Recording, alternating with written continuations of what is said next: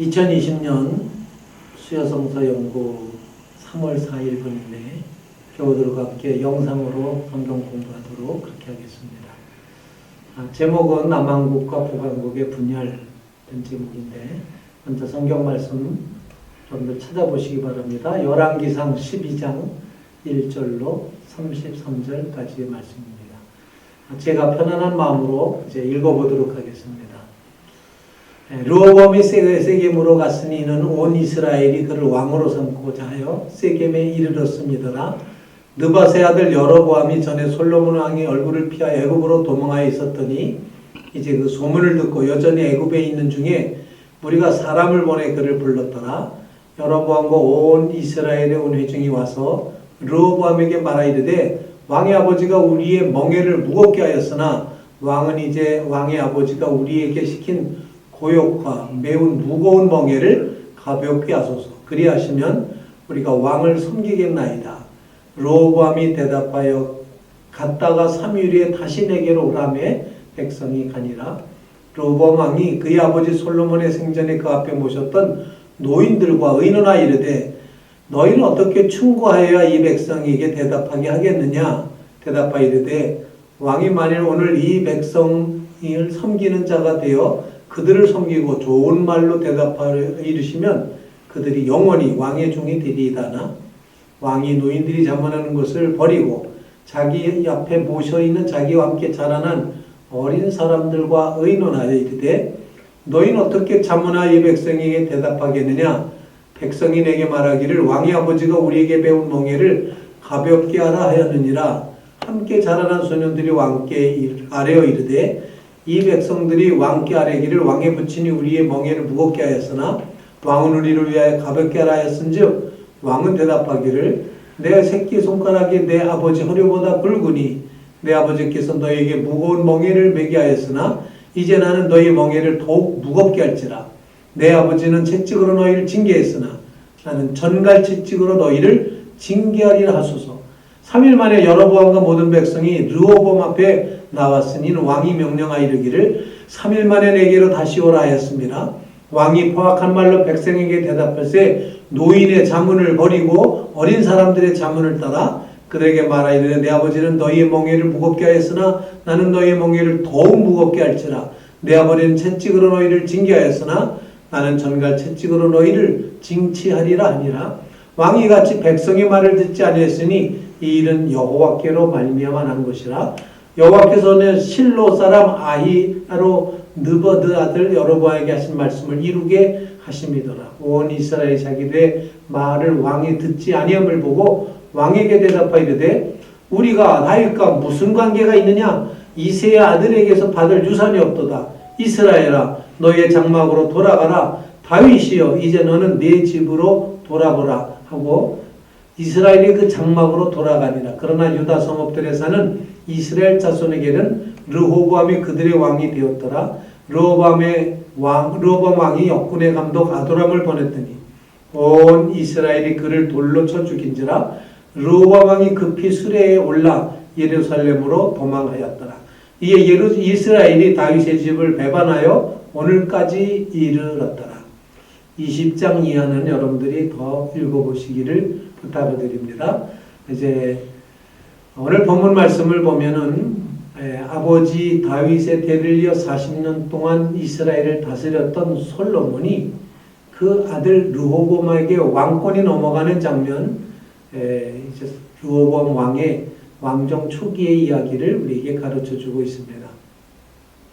사실 40년 동안 다스렸던 솔로몬, 그리고 순수한 마음으로 하나님을 사랑해서 지혜를 충만히 받았던 솔로몬 왕, 그리고 성전을 건축했고 왕궁을 완성했던 솔로몬, 그리고 국가 경영을 탁월한 리더십을 발휘해서 엄청난 경제력과 군사력으로 강대국으로 키워냈던 이 솔로몬 왕이 나이가 들어 늙어가면서 자신의 업적에 도취되어서 이제 하나님에게서도 마음이 떠나기 시작을 했습니다.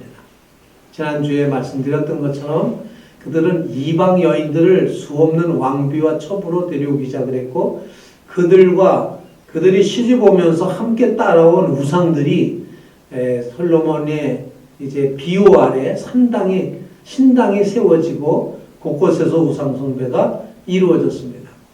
거기다가 계속된 무리한 건축 공사로 인해서 이제 부욕이 심했고 또 세금도 너무 이제 과다하게 징수되었기 때문에 백성들은 허리가 휘었다 할 정도로 굉장히 고통을 받았습니다. 이 하나님은 솔로몬에게 무서운 경고를 수차례 보내셨지만 솔로몬은 회개하지 않았습니다. 다윗은 회개했지만 솔로몬은 그렇지 못했습니다. 그러자 하나님은 이스라엘과 솔로몬을 괴롭히는 적들을 사방에서 일어나게 하심으로 이스라엘 왕국이 솔로몬 다음 때에 갈라질 것, 즉 남북 왕국이 분열될 것을 예언하셨습니다. 하나님의 경고를 무시하면 반드시 대가를 치르게 됩니다. 성도 여러분, 이 사실을 분명히 기억하셔야 됩니다. 경고를 무시하면 대가를 치르게 된다. 가장 많은 잠재력, 실력, 능력을 가졌던 솔로몬의 타락으로 말미암아서 앞으로 다가올 이스라엘의 미래는 정말 암울하게 그 미래의 그림자를 드리웠다. 이렇게 생각할 수 있습니다. 솔로몬의 후계자인 젊은 아들 르호보암은 한순간의 어리석은 판단으로 말미암아서 이스라엘이라는 나라가 두동강 나는 안타까운 사건이 오늘 본문에 기록이 됩니다. 솔로몬이 죽고 르호보암이 왕이 되자 백성들이 솔로몬의 아들인 르호보암에게 와서 욕을 합니다. 우리가 너무 힘들다라는 표현이었죠. 그래서 1절에 보면 솔로몬의 후보자 르호보암이 왕권을 인정받기 위해 세겜에 갔는데 이것은 바로 지파들 간의 여러 갈등들이 이스라엘 지파들 간의 갈등들이 있었음을 표현해 주는 것이었습니다. 왜 르호보암이 왕권을 인정받기 위해서 수도인 예루살렘에 있지 않고 북쪽 세겜까지 가야 했을까? 여기에는 복잡한 속사정이 있었습니다. 즉 르호보암이 즉위할 당시에 이미 솔로몬의 범죄 때문에 하나님의 징계로 여러 차례 대적들이 침략을 받았기 때문에 이스라엘 국력은 아주 한없이 약해져 있었습니다. 그리고 국경 지역에 있는 백성들이 끊임없이 침입해 들어오자 모두가 불안과 공포에 떨고 있었습니다. 불만 세력의 핵심은 북쪽 이스라엘 지파 그쪽에 모여 있었습니다. 온 이스라엘이 저를 왕으로 삼고자 하여 세겜에 이르렀음이더라. 이 말은 이스라엘 12지파 전체를 가리키기보다는 북쪽에 있었던 10지파를 의미하는 것인데 이제까지 아직 북지파가 실질적인 새 지도자 르호보암에게 반기를 들고 나라를 분열시킬 생각은 아직은 없었습니다.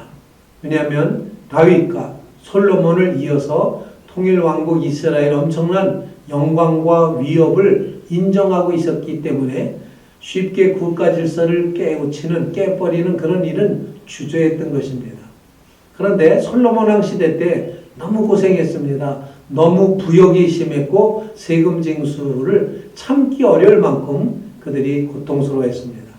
새 왕은 그들의 고통을 덜어주기 위한 어떤 새로운 획기적인 정책을 제시해 주기를 기대했던 거죠. 그래서 그렇게 되면은 새 왕의 권위를 인정하고 르호보암을 따르겠다 이렇게 생각을 하고 이제 우리의 짐을 가볍게 달라고 르호보암 왕에게 부탁을 했던 것입니다. 에브라임 지파 즉 여호수아 가문이었던 에브라임 지파를 중심으로 세겜으로 르호보암을 불러서 자신들의 요구사항을 전달했는데 당시 확실한 르호보암의 지지 세력은 남쪽 유다 지파와 베냐민 지파 두 지파뿐이 없었습니다. 그 두 지파의 후원만 가지고는 나라 전체를 다스릴 수가 없어서 르호보암 반드시 세겜에 올라가서 이스라엘 나머지 10지파의 충성을 이제 맹세받도록 해야지만 됐었습니다. 아마 세겜에 올라가는 이 르호보암의 마음은 조금 자존심이 상했을지 모릅니다. 내가 새 왕인데 나보고 오라가라고 해? 라고 하는 그런 마음이 들었을지도 모르겠습니다. 하지만 10지파의 세력이 워낙에 막강한지라 할 수 없이 세겜에 올라가서 그들의 이야기를 듣게 됩니다. 여기서 주목할 것은 솔로몬 왕 때 반역 사건의 주모자로 지목됐던 여로보암, 즉 군대 장관이었죠. 이 여로보암이 애굽으로 도망쳤었는데 그가 슬그머니 귀환한다는 사실입니다. 솔로몬이 죽자 여로보암은 자신의 때가 왔다고 직감을 하고 즉시 귀국을 합니다.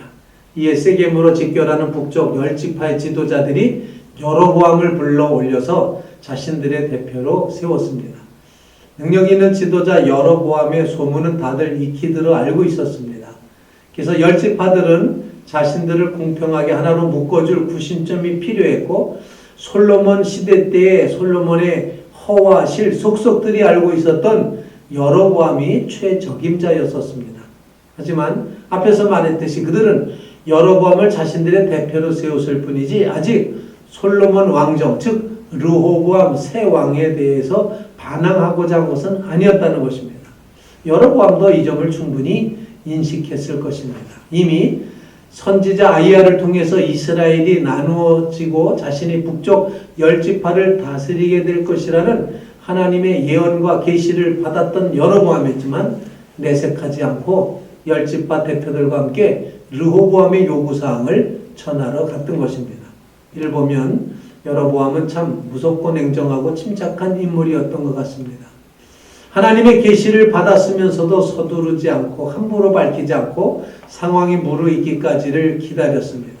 후에 물론 느밧의 아들 여로보암이라고 하는 악한 왕으로 평가가 되지만 적어도 하나님의 때를 기다릴 줄 알았다는 사실만큼은 우리가 평가할 만하다 생각을 합니다. 여로보암이 이끄는 백성의 대표가 세겜에서 르호보암에게 요구한 조건은 아주 간단했습니다. 아버지 솔로몬이 너무 우리의 멍에를 무겁게 했으니 이제 왕의 아들인 르호보암 당신은 우리에게 시킨 그 노역, 멍에 이걸 좀 조금만 가볍게 해주십시오. 그러면 우리가 왕을 섬기겠습니다. 우리는 이미 이것이 공연한 엄살이 아니라는 사실을 알고 있습니다. 실제로 솔로몬이 감행했던 아주 무리한 건축 공사가 오랜 세월 계속되다 보니 피곤해 지쳤고 또 현실적인 고통 앞에서 정말 어려움을 겪는 것이 너무나도 당연한 것이었습니다. 그래서 핵심적인 문제를 왕에게 직접 밝히고 있는데 이 역시 쉽지 않은 일이었을 것입니다. 하지만 여하튼 바람직한 그런 이제 숨겨놓지 않고 그냥 우리 이런 어려움이 있습니다라고 르호보암에게 좀 짐 좀 가볍게 해주십시오. 우리를 좀 풀어주십시오. 좀 자유하게 해주십시오. 편하게 해주십시오. 이런 요청할 만한 요청이었다 생각합니다. 이제 막 왕자에 오른 르호보암에게 그것은 첫 번째 중대한 시험이었습니다. 테스트하는 어떤 고비였다 생각합니다. 찬란한 40년간 왕국의 영화를 눈으로 목도했고 마음껏 누리면서 정말 뭐 하나 부족한 것 없이 자랐던 르호보암이 왕이 된다는 것, 아마 그는 왕이 뭐라는 건지 제대로 몰랐을 수도 있습니다. 맨날 눈에 보이는 것은 화려한 궁전, 맛있는 음식, 많은 후궁들, 엄청난 권세, 찾아오는 외국인들, 뭐 이런 것만 보고 살았을지 모르겠습니다. 그런데 정작 왕의 자리에 앉고 보니 불만 터뜨리는 백성이 제일 먼저 만나게 되는 것입니다. 현실이 눈앞에 닥쳐왔습니다. 12지파 중에 10지파 되는 사람들이 요구를 들어주지 않으면 당신 왕으로 인정하지 않겠다고 나왔으니 젊은 왕 르호보암도 당황하지 않을 수가 없었을 겁니다. 대권 잡는 게 중요한 게 아니라 백성들의 문제를 해결해 줄 수 있는 그런 능력을 갖춰야 되는데 리더십은 자리에서 나오는 것이 아니고 자리에 오른 뒤에 어떻게 하느냐에 따라서 평가받기 시작하게 된다는 것입니다. 르호보암은 그래도 3일의 말미를 달라고 합니다. 즉답하지 않고 여러 사람의 조언을 듣고 내가 좀 이야기해야 되겠다라고 그렇게 말하는 거죠. 지혜로운 일이었다고 생각을 합니다. 기도도 해봐야 되고 생각도 해봐야 되고 의견도 구해봐야 되고 이렇게 경솔하게 감정적으로 반응하지 않고 3일을 연기했다는 것 참 잘했다고 생각을 합니다. 두 번 참모회의를 하죠. 르호보암이. 먼저 3일간의 생각할 시간을 가졌던 이제 르호보암은 먼저 아버지 시대 때 아버지를 모셨던 원로들을 만납니다. 원로들은 백성들이 뭘 원하는지를 알고 있었죠. 그래서 왕에게 대답하기를 르호보암 왕이여, 만일 오늘날 이 백성이 종이 되어 저희를 섬기고 좋은 말로 대답하여 이르시면 저희가 영영이 왕의 종이 되리이다. 이렇게 말합니다. 여기에 기가 막힌 지도자의 그 리더십 포인트가 있다 생각합니다. 지도자들은 자신의 백성들어 자기를 섬기라고 이렇게 기대하고 요구합니다. 나무 위에 군림하는 것이 지도자가 아닙니다. 사실은 진정한 지도자는 내가 먼저 백성을 섬기는 겁니다. 섬긴다는 것은 그들의 필요를 잊고 그들의 마음을 싸매어주고 필요를 채워주고 그리고 그들과 함께 있는 것입니다. 그렇게 하면 감동받은 백성이 자연히 따라올 것입니다. 또 원로들은 이렇게 말합니다. 좋은 말을 해야 된다라고 말합니다. 함부로 말하지 말라는 겁니다. 잔인하게 무례하게 예의 없게 그렇게 무시하듯이 그렇게 이해하지 말라 그렇게 말했습니다. 그래야 백성들의 마음을 얻을 수 있다는 것이죠. 원로들은 백성들의 요구를 무조건 다 들어주라고 한 것은 아닙니다. 하지만 그들이 왜 하소연하는지 그들의 고통을 합리적으로 잘 알아주라 이렇게 요청했던 겁니다. 바로 이것이 섬김의 모습입니다. 격려하고 겸손하게 부드럽게 그렇게 그들의 마음을 잡아주면서 손이라도 붙잡아주면 몰랐습니다. 얼마나 힘드셨습니까? 라고 말 한마디만 따뜻하게 건넸어도 아마 백성들은 왈칵 울음을 터뜨리지 않았을까 그런 생각을 해봅니다. 그게 바로 리더십입니다. 그런데 이런 현명하고 용기 있는 조언을 할 원로들이 남아있다는 것은 그래도 아직도 르호보암에게 기회가 있었던 것입니다. 원로라면 이런 지혜와 용기의 조언을 할 수 있어야 됩니다. 이런 아름다운 어른이 많이 계셔야 사회가 제 방향을 제대로 잡게 된다는 것입니다. 하지만 아무리 이제 명약이라도 먹지 않으면 소용없는 것처럼 르호보암은 이 현명한 원로들의 조언을 귀담아 듣지 않았습니다.